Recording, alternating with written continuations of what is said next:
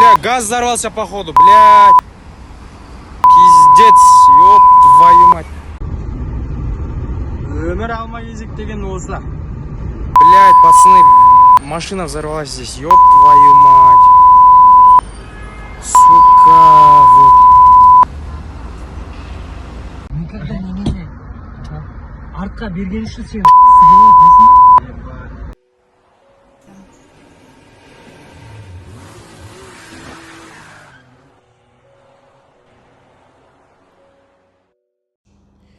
Ассалаумалейкум достар, сіздермен бірге Ключ на 17 канал және мен Али. Бүгін бізде кішігірім мереке, видео шығайын деп жатыр. Сіздерде сұрақ туындаған жар, 1,5 айдан бері Али қайда жүр, ютубта видео қайда, бірақ нахуй я кому сдался, да? Ну, этот момент вырежем.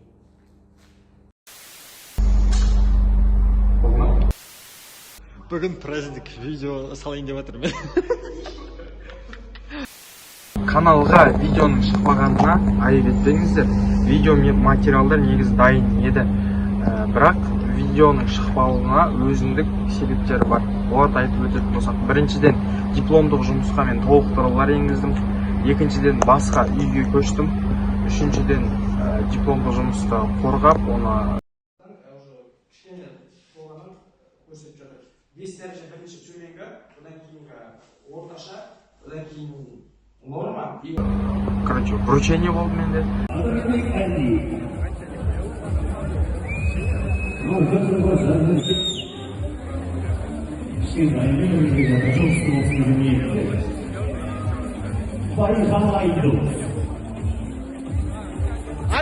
Али!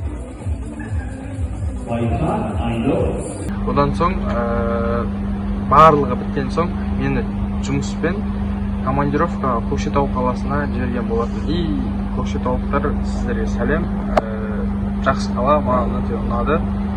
Бұл айда негізі өзі қол тимеді ма, жолым көп болмады ма, білмеймін, қызықты жағдайлар көп орын алды осы айда.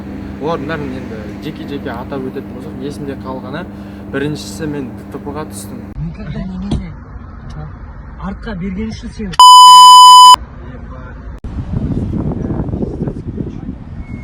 Блядь, капот майысты уже, асты жанып отыр, бля. Вот, капот ашылды, бля, пиздец. Поехали. Срочно, да. Блядь, капот сломали.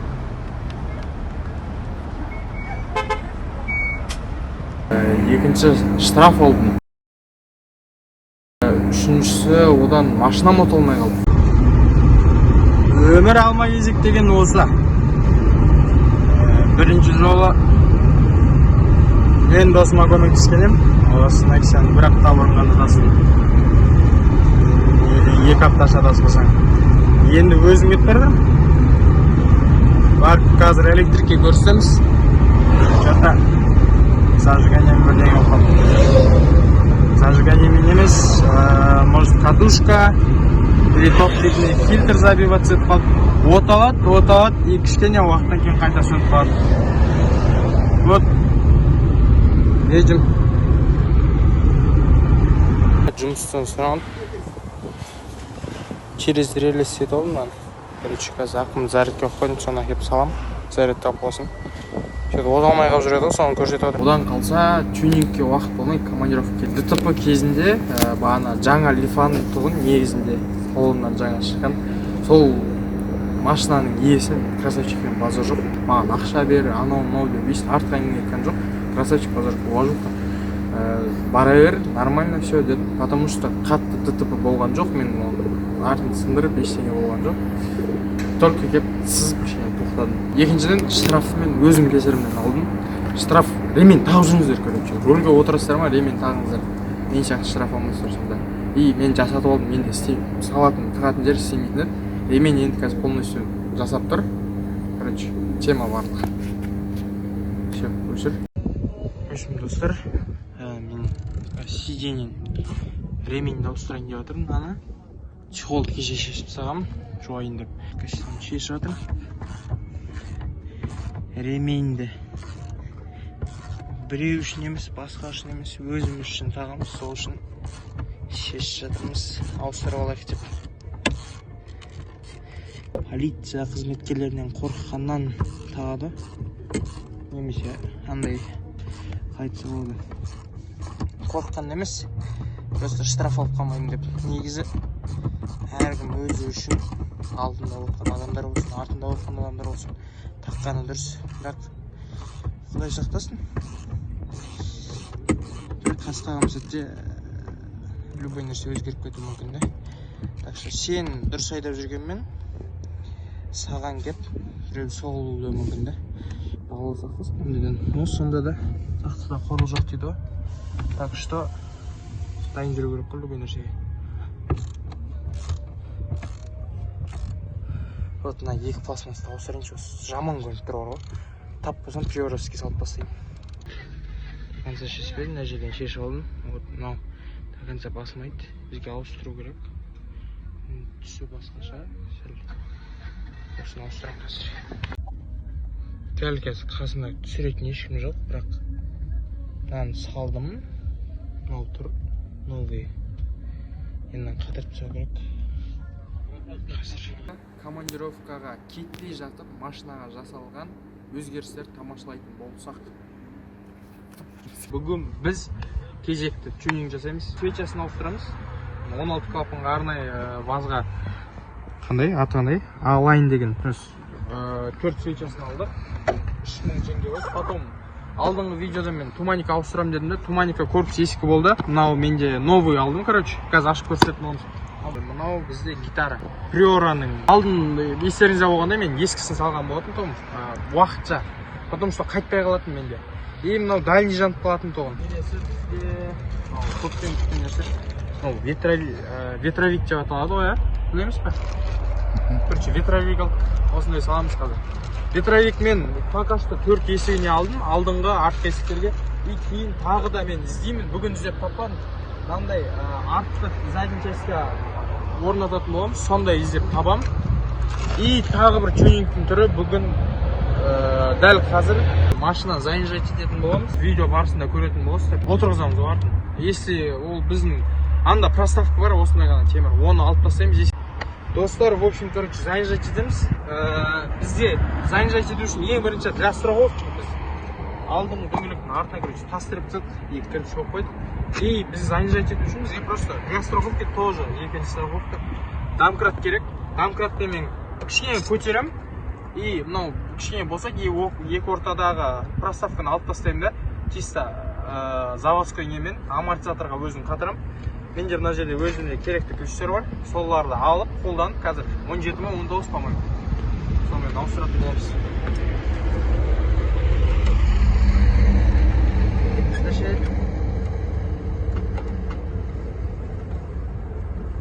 Так, достар, артыңғы оң жақ шетін шештік. Тастарды қойып қойдық. Енді мына жағына домкрат қойып, әлі мына жақтағы несін шешіп жатыр. Үшін достар. Короче, достар, біз бір жағын түсіріп қойдық. Мына жағын қатырып қойдық. Екінші жағын шешіп отырмыз. Қазір глушительді көтеріп тастаймыз. Ерлан деген жігіт шешіп жатыр. Қазір талып кетті қолым, короче. Көмектесіп отыр маған. Мынандай темір шықты. Осындай темір. Мынаны алып тастадық. Получается, мына темір тұрған. Астында қатырылады. Оған мынаған амортизатор қатады. И осынша аралық біз қысқарттық. Төмен түсті. И екінші жағын түсіреміз. Сосын глушительді кішкене көтереміз. Мынау бізде резинасы жыртылып кеткен екен. Сол, в общем. Достар, в общем, мен бағана айтып жатқан проставка мынау. Осыны мен алып тастадым, короче, мынау, чтоб тоңқайып тұрады. Енді мынаны қараңыздар. Қалай отырды? Енді бұдан да төмен отырғызуға болады, негізі, в принципе. Но пока что көреміз, осылай болмаса нені пружинаны кесеміз. или спортивный амортизатор салып пружина салатын боламыз. Вот пока что осыны проставканы алып тастадық, осылай жүріп көреміз енді. Енді данный момент мынаны қоямыз. Біз мына жерде свечной провод и свечаны ауыстырайын деп жатырмыз. Вот новый свеча бізде бағана қалған. И мынау ескісі. Вот разницасын көрсеңіздер болады. Мынау печатканың быт шығып кетті, былай көрсінші. Разницасын мынаны қарап көріңіздер да. Мына разницасын көріңіздер ме? Қалай арасы ашық. И новый түтін қараңыз. Қандай жақын и таза да. Мына жерлерде уже күйіп кеткен нагары бар. Ал мынау новый свечада тап-таза. Вот осыны салу керек. Негізі жиі ауыстырған дұрыс. Вот, короче, менде арнайы мынандай өз свеча шешетін алып алғам. Любой водитель болу керек. Мынау қазір свечный проводқа ауыстырамыз. Саламыз, короче, былай. Өз ішіне кіреді. Тура свечаға түседі. Шешіне қанша. Эй!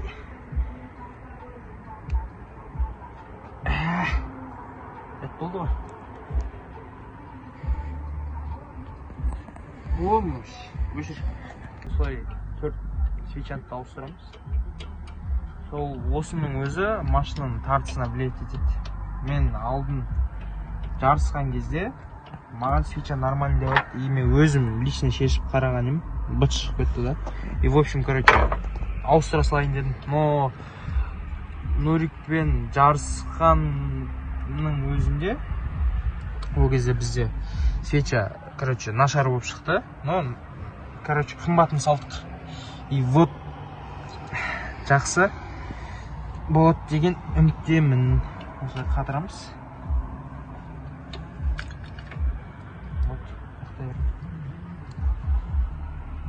Өшірсің?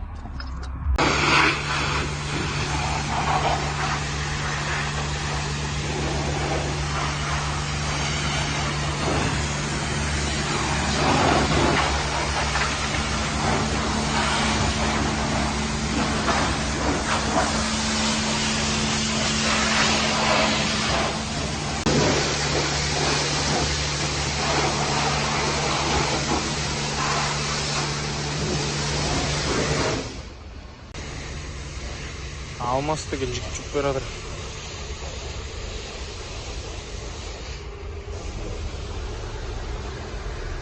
Алмас, что там? Ютубқа шығып тұрсың ғой, короче.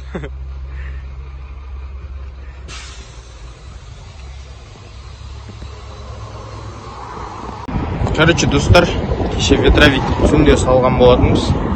Міне, ветровик. И екінші жағына тоже ветровик.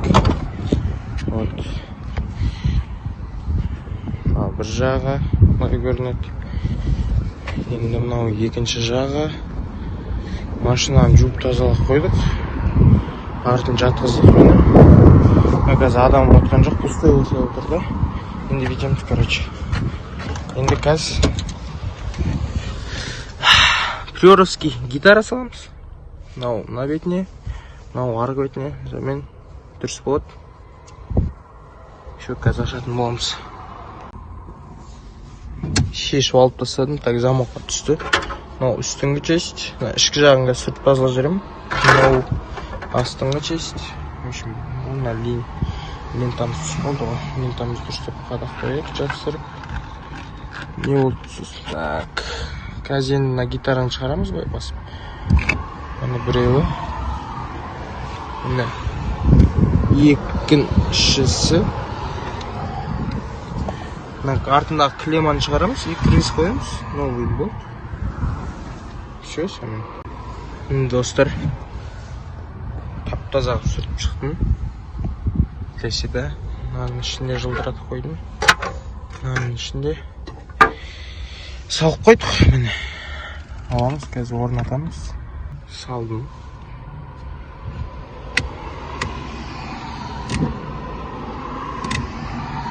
Істеп тұр.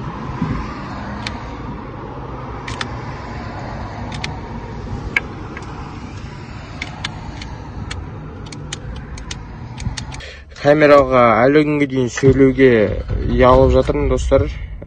Соны бағалап кетсеңіздер, өтініш.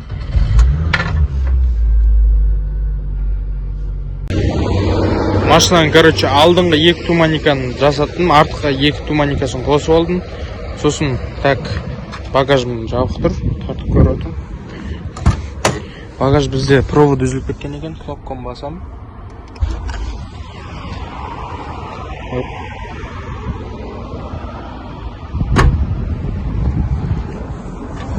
Кнопканы басам. Ашты. Осы.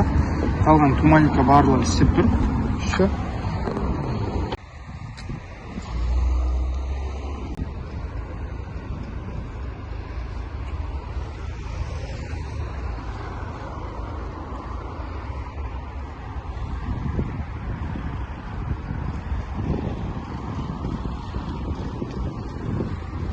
Штамп тарамызы.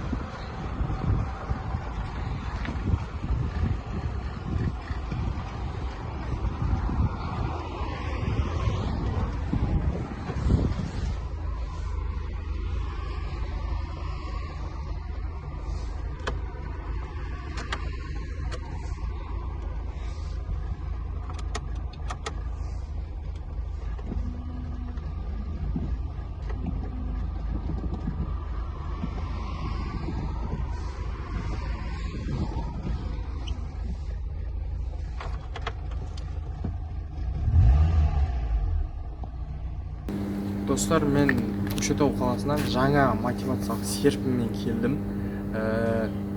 1,5 ай ішінде видео түсіруді де, сіздерді де сағындым.